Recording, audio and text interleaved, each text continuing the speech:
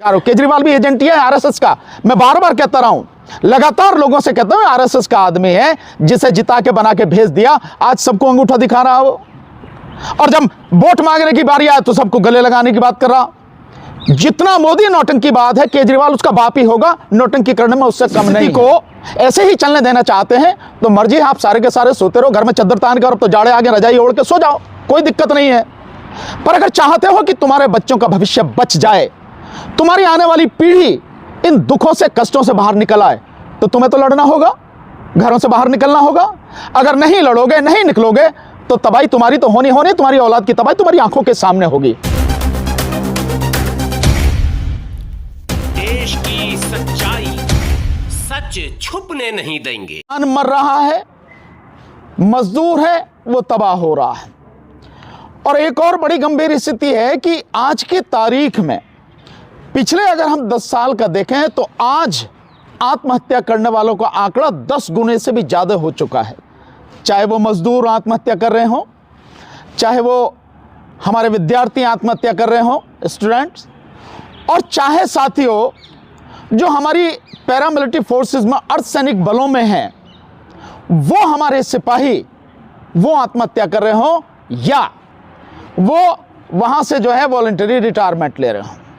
ये स्थिति हो गई है देश की। अगर हम इस स्थिति को ऐसे ही चलने देना चाहते हैं तो मर्जी, आप सारे के सारे सोते रहो, घर में चद्दर तान कर, अब तो जाड़े आगे रजाई ओढ़ के सो जाओ, कोई दिक्कत नहीं है। पर अगर चाहते हो कि तुम्हारे बच्चों का भविष्य बच जाए, तुम्हारी आने वाली पीढ़ी इन दुखों से, कष्टों से बाहर निकल आए, तो तुम्हें तो लड़ना होगा, घरों से बाहर निकलना होगा।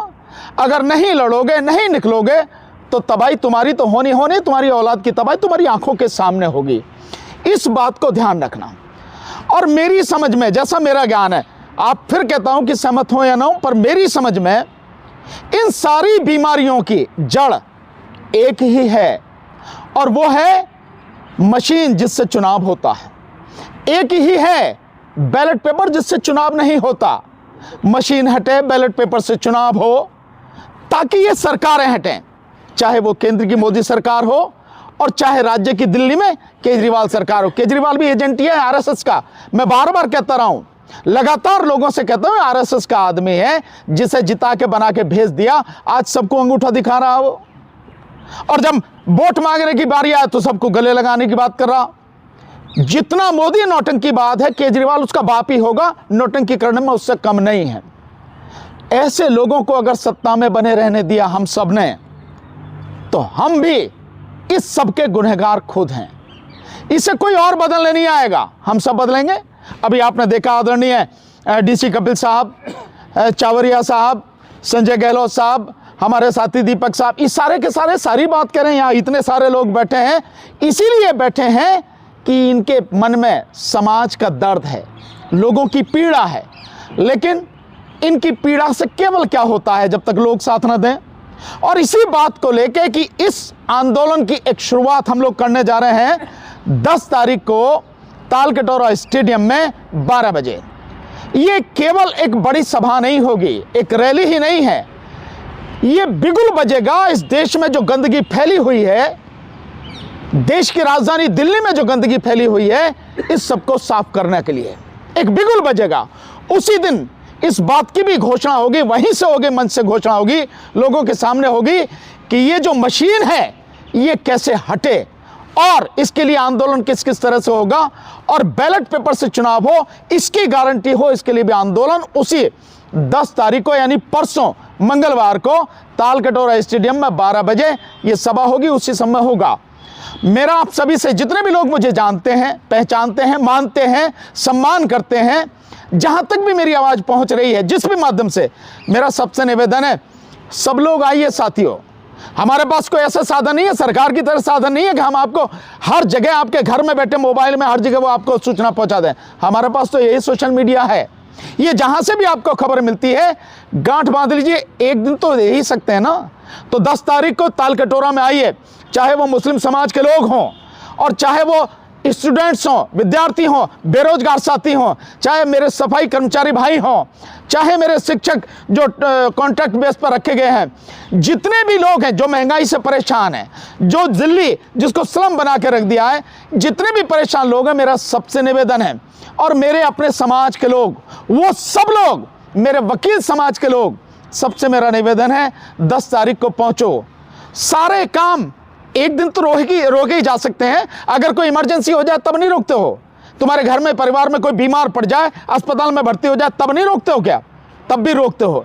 शादी विवाह हो तो शादी तो होगी, अगर शाम को ही होगी, दिन में तो आ ही सकते हो ना। तो मेरा सबसे निवेदन है साथियों, इस 10 तारीख के प्रोग्राम में जो तालकटोरा स्टेडियम में होने जा रहा है 12 तारीख को, राष्ट्रीय भागीदारी मोर्चा के बैनर तले होने जा रहा है, उसमें आप सब लोग आइए। मैं एक बात कह के अपनी बात खत्म करूंगा, किसी नेता के इंतजार में मत रहना, किसी पॉलिटिकल पार्टी के इंतजार में मत रहना। इन्होंने अब तक उल्लू बनाया तुम्हारा, केवल शोषण किया है, तुम्हारा खून ही चूसा है, दिया तुम्हें कुछ नहीं है, और आगे भी देंगे तुम्हें कुछ नहीं, केवल मूर्ख बनाएंगे, वोट लेंगे और चले जाएंगे। इस उदाहरण से समझना, 2024 के चुनाव में वोट दिया ना, खूब कस के वोट दिया, हरियाणा में वोट दिया ना, खूब कस के वोट दिया, महाराष्ट्र में वोट दिया ना, खूब कस के वोट दिया, नतीजा क्या रहा? नतीजा वही रहा, ढाक के 3 पात, वही आदमी जीत के आ गए जो देश के बेड़ा गर्क करने पर तुला हुआ है, और विपक्ष उसके मुंह में दही जमी हुई है, बोलने को तैयार नहीं है। 3 एजेंसियों ने सिद्ध कर दिया कि 2024 का चुनाव बेईमानी से जीता गया। 89 सीटें, 79 जो सीटें हैं वो जीती गई हैं बेईमानी से। 4 करोड़ 65 लाख से ज्यादा वोटें बढ़ाई गई।